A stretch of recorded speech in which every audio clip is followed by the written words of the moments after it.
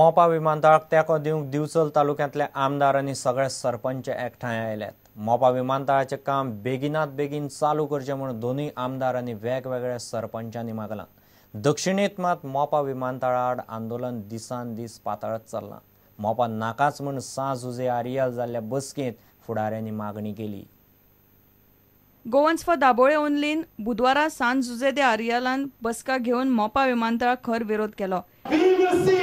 That Mopa is stopped, scrapped, and Daboli is retained as the only international airport for Goa. So Mopa म्हणटा केन्ना Gomez केलो, कोणी Gomez केलो.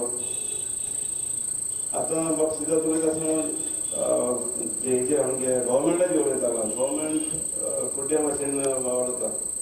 पूण Gomez केलो कोणें? काँग्रेस आलो तेमी गोमेस केल्ले. मोपा विमानतळाचे काम बेगोबेग करचे अशी मागणी दिवचल तालुक्यांतले दोन आमदार, जिल्लो पंचायत वांगडी आनी सरपंचांनी केल्या. उत्तर गोंयांतल्या काँग्रेस फुडाऱ्यांनी आपणाली भुमिका स्पश्ट करची अशी मागणी आमदार दोतोर प्रमोद सावंतान केल्या.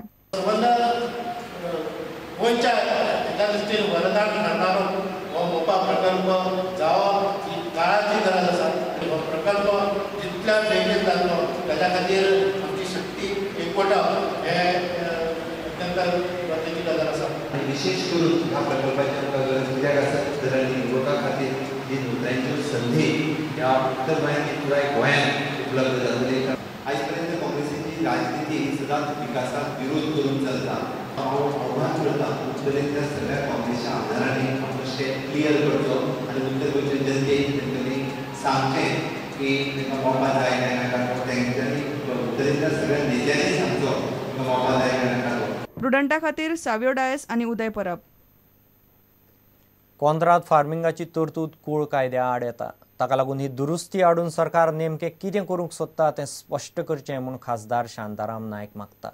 गोंयचे जलमार्ग राष्ट्रीयकृत करपाक शांतारामान हरकत घेतल्या.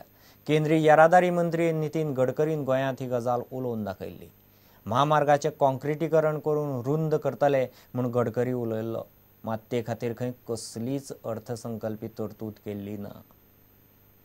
So you lose the entire river bed, maybe in Mandavi, Zuari, whatever the rivers are declared, plus the entire stretch on both sides of the river, it goes to central government, that is Inland Waterways Authority, which will exercise all the powers over these rivers.